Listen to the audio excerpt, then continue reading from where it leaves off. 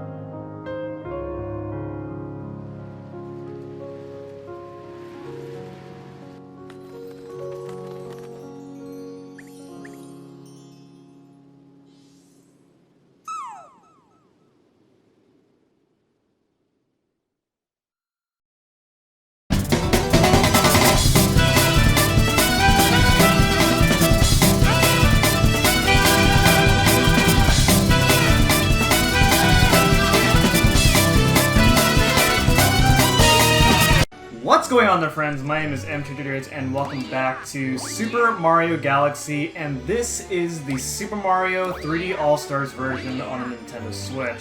Last time, we got the remaining stars of Melty Molten Galaxy and the Garden, and now, here we are, back in the game once again.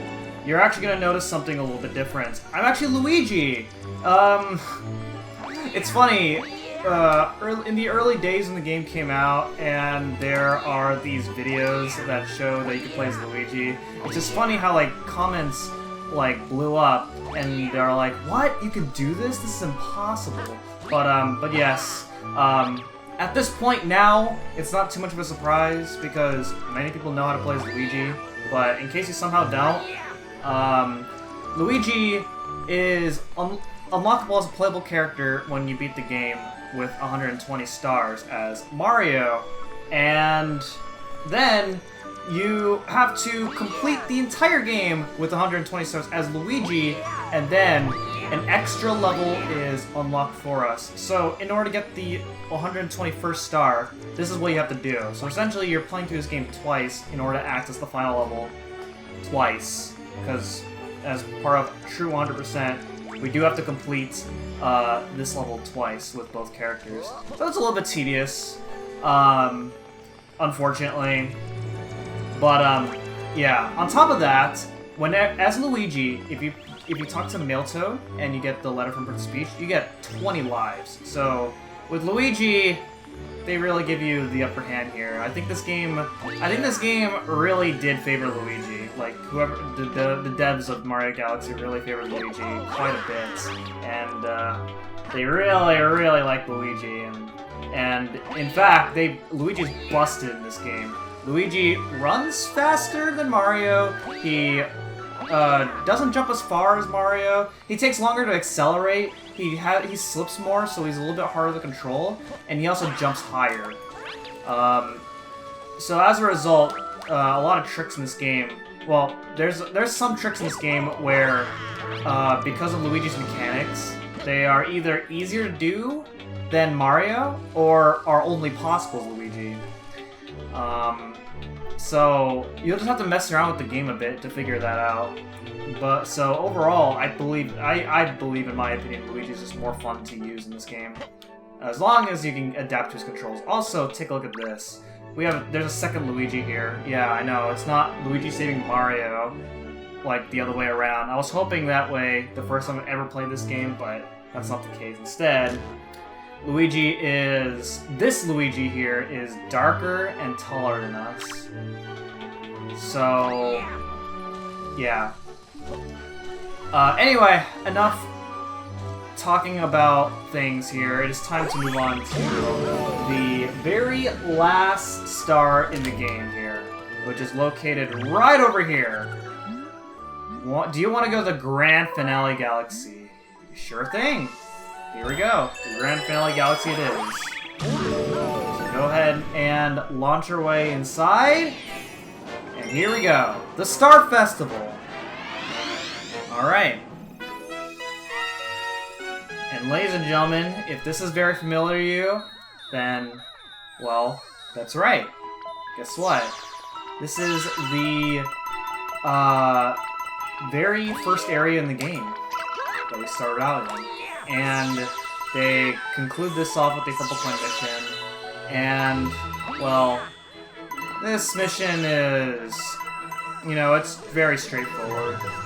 So it's not like super complex, unlike in the sequel, Super Mario Galaxy 2, where they really did try to do some mean things to us. So yeah, kind of unfortunate. But anyway, this is the Grand Finale Galaxy's very last star in the game. You go ahead and head up over here and grab yourself another purple coin. You definitely don't want to miss that right there. And yeah, you can talk to the people if you'd like, but this is really all there is to this very last level in the game. And there we go. Luigi, a very special letter has arrived for you. I'll read it out loud, okay? Congratulations! We would like to send you a galaxy-sized thanks for saving all the power stars and playing to the very end. Until next time, the Super Mario Galaxy staff. I sent a picture to your system album, so look out for it. Alright. So you actually get an actual letter in the original version, and you have to read it to your console. But since, you know, we don't have that on the Switch, we have this instead. So you get a nice little picture. It's automatically taken. I did not press any button for it to appear on my album, but here we go. With that, that's 121 stars, and I'll have to do this as Mario later. But anyway, there we go. That's 121 stars, and I can show this off real quick. So this here is what the picture you get looks like here. As you can see, it's Luigi, Rosalina, and the Toads hanging out in the Star Festival. Rosalina made it back to Earth as she visits the Earth every 100 years. So this happens to be the time where it happens. And then also, this is the picture that you get if you are playing as Mario. We have Mario and Peach and the Lumas hanging out in Good Galaxy. So that is, those are the two pictures that you get for completing the Grand Finale Galaxy, both as Mario and Luigi. It's a really nice little reward for, you know, satisfying, like, it's like the game's way of making you feel satisfied that you completed everything that this game has to offer. So yeah, with that being said, that is basically everything that Super Mario Galaxy, as well as the entirety of the series, has to offer. The Super Mario 3D All-Stars collection.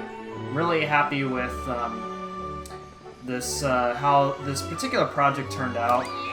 I use this game as a way for me to replay through my original LPs of Super Mario 64, Sunshine, and Galaxy. I'd say that I think I did a really good job at improving upon these three games,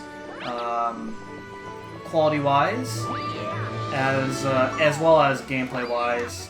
I'm much better at these three games than when I originally did these LPs. And yeah, really happy with that. Would I recommend this version over the originals? If you don't have the originals, then I'd say yes. Otherwise, probably not. Because, unfortunately, this version doesn't really offer anything new. Because these are basically just they just ported in everything from the original games to this entire collection. So, unfortunately, yes. As of recording this video, I don't believe this game is available. I don't know if they'll ever make this game available on sale again. But if they happen to do that, and you want to give these games a shot, and you've never experienced these games at all in your life, then go for it.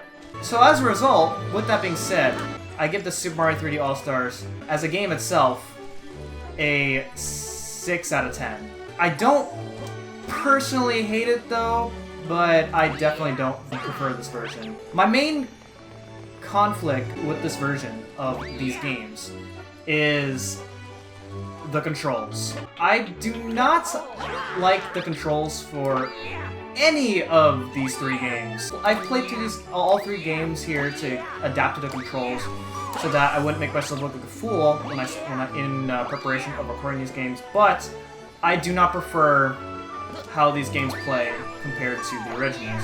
I think they've done it worse with both 64 and Sunshine. What's even more unfortunate is, at the time that I recorded Sunshine, this game made an update where I can actually use an original GameCube controller to where I can actually keep the original control of Sunshine. I even also had to buy a new controller just to play Mario 64. And you know, if it wasn't for, you know, using a GameCube controller and as well as buying a new controller for 64, I would have definitely taken off even more points off of this game. So that is why I think this game is a 6 out of 10 for me. My original rankings that I gave for these 3 games still remain the same. So with that being said, there's one more thing that this game has, and I have never shown it off, and I think it's worth showing off. It's completely optional. It is the library. So the library opens up when you open up the kitchen in the game, so midway through the game. However, as you get more stars in the game, more chapters open up, and it's basically a storybook. You go in there, you read the storybook, and here we go. Let's just see what the storybook has.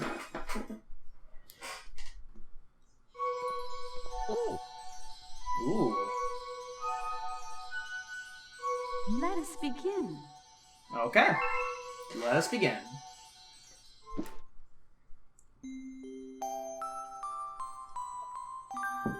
Okay. So, if anyone remembers my original LP from 7 years ago, what I did was I grabbed 7 different people. As of recording this video, I am going to try to get one person per chapter to read the storybook. There's a total of 9 chapters, so hopefully by the time this video goes up, I have found 8 people to narrate the chapters. So with that being said, enjoy the rest of the LP.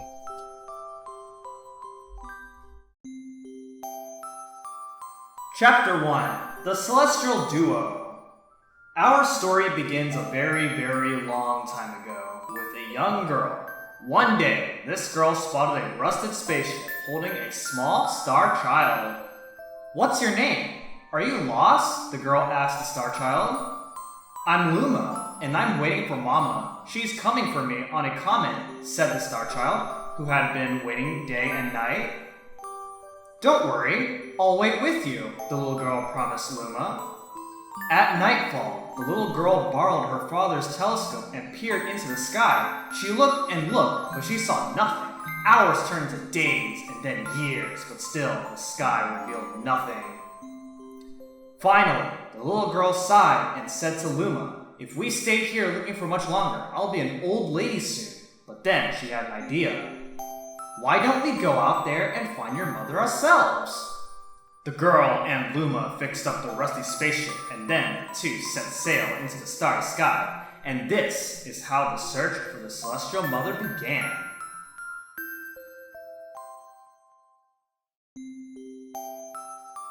Chapter 2. Starbits.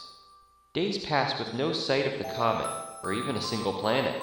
Instead, asteroids extended for as far as the eye could see. "If I had known it was going to take this long, I would have packed more jam," said the little girl above the rumble of her belly.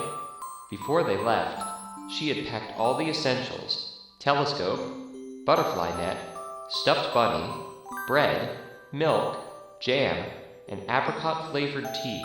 But I forgot to bring water! At this, Luma burst into gales of laughter, and the girl began to pout. As long as I have starbits, I'll be fine, said Luma. Want some? The little girl couldn't stay mad after hearing this. Luma continued to laugh, and the girl couldn't help but join in. All right, maybe just a nibble. Leaning far out of the ship, the pair began to collect starbits with the girl's net. They almost fell out a few times, but they kept on collecting. The starbits tasted like honey.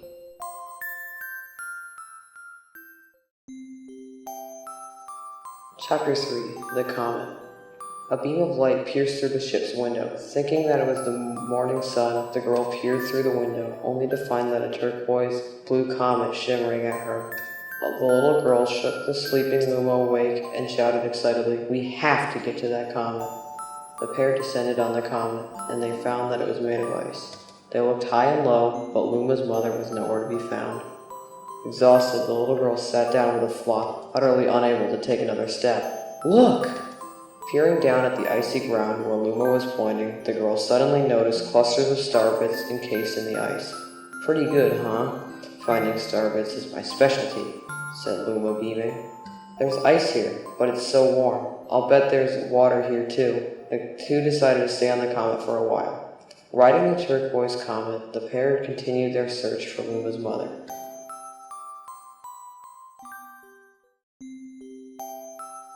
Chapter 4 The Dream. One night, the girl dreamed about her own mother. "Where are you going?"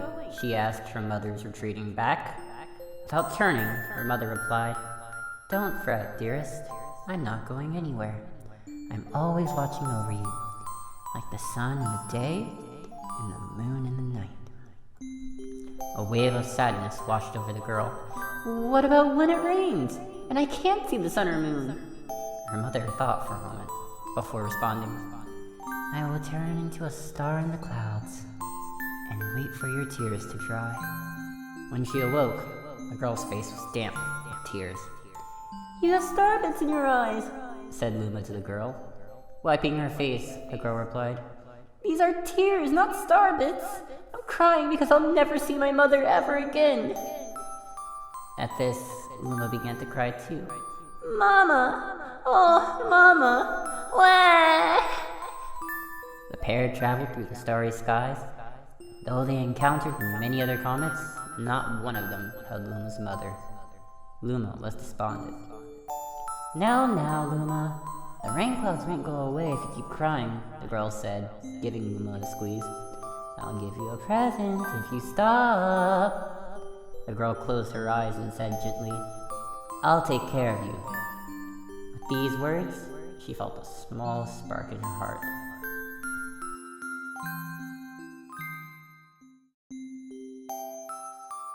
Chapter 5 Home. "The kitchen will go here, and the library will go over there," the girl said busily to herself. "We'll put the gate here." Ever since the girl took Luma under her care, she had been bustling about at a feverish pace. "It's a lot of work, but it's worth it to make a happy home." It turned out that starbits weren't the only things buried in the ice. There were tools and furniture unlike any they had ever seen, and the girl used them to build a home. Looking at the completed house, Luma remarked, "Don't you think it's awfully big for just the two of us?" With a library, bedroom, kitchen, fountain, and gate, it was certainly spacious, but still, something seemed to be missing. "If only my father, brother, and mother were here," the girl said wistfully. Indeed, the house was too large for its two small residents. That night, clutching her favorite stuffed bunny close to her heart, the girl fell asleep in the starship.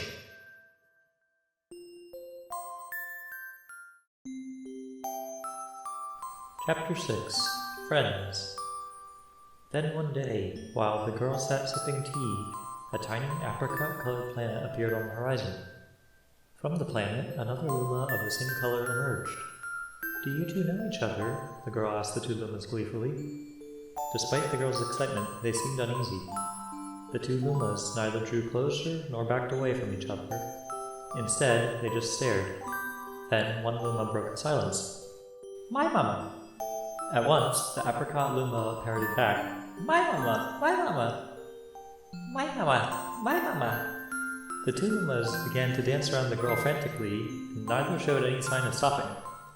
The girl was so charmed by this adorable scene that she couldn't help but laugh, and that's when something very strange happened. Suddenly, more Lumas began to pop out from the apricot planet. They were different colors, but they all shouted the same thing. My mama! My mama!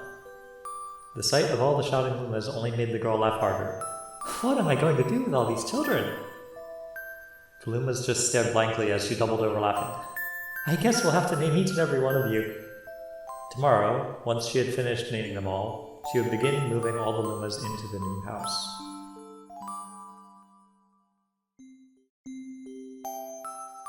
Chapter 7. The Telescope. After seeing their 100th comet, a sudden thought popped into the girl's head. I wonder if my home planet is still as blue as it was. That's when she remembered her father's telescope. Peeking into the telescope, a tiny blue dot floated into sight. It was smaller than a starbit. How strange, it's so far away, but it feels so close. She twisted the knob of the telescope and the blue dot grew until she could make out a grassy hill dotted with flowers. It seemed so familiar to her. Zooming even closer, a terrace on the hill came into view. I used to go stargazing there when I lived on my home planet. She remembered rubbing the sleep out of her eyes as she followed her father up that hill to look at the stars. She remembered how she and her brother would sled down that hill. She remembered having picnics with her mother on that hill on bright and windy days. And, I want to go home! I want to go home right now! The girl burst into tears and the Lumas didn't know what to do. I want to go home! I want to go back to my house up by the hill! I want to see my mother! The girl was shouting now, her face wet with tears. But I know she's not there. I knew all along that she wasn't out there in the sky, because she's sleeping under the tree on the hill. The girl's cries echoed through the stars and a hush fell over the area.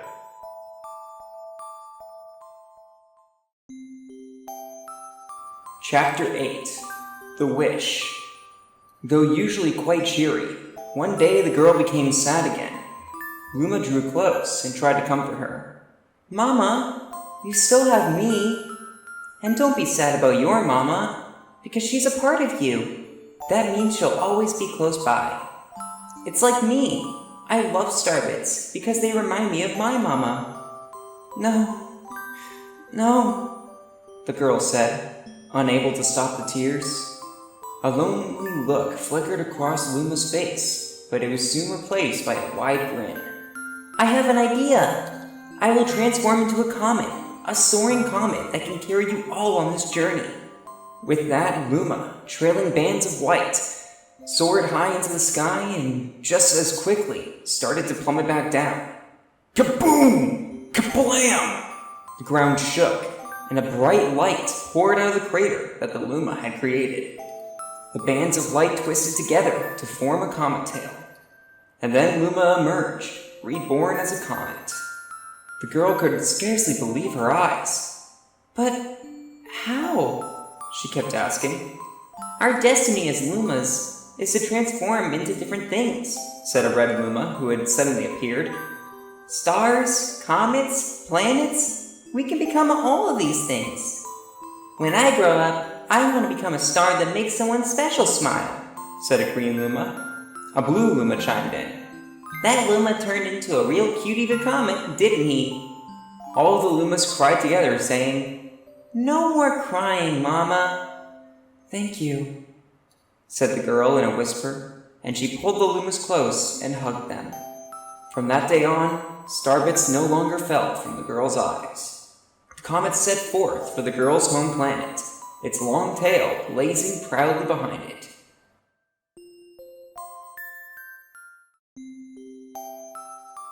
Final chapter. Family.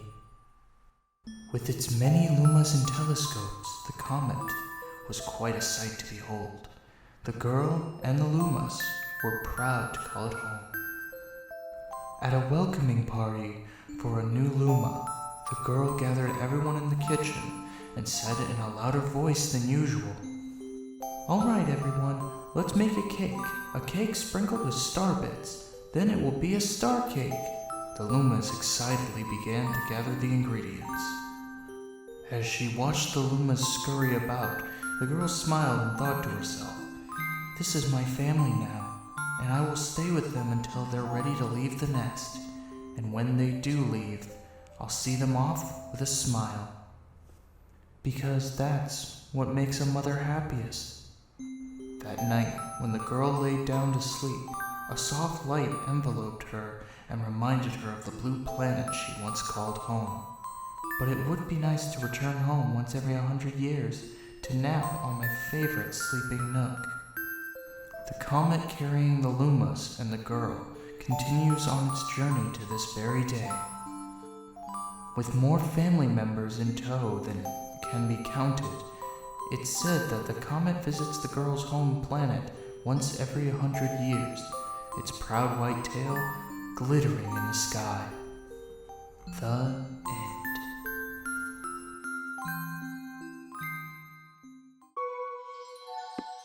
That's all.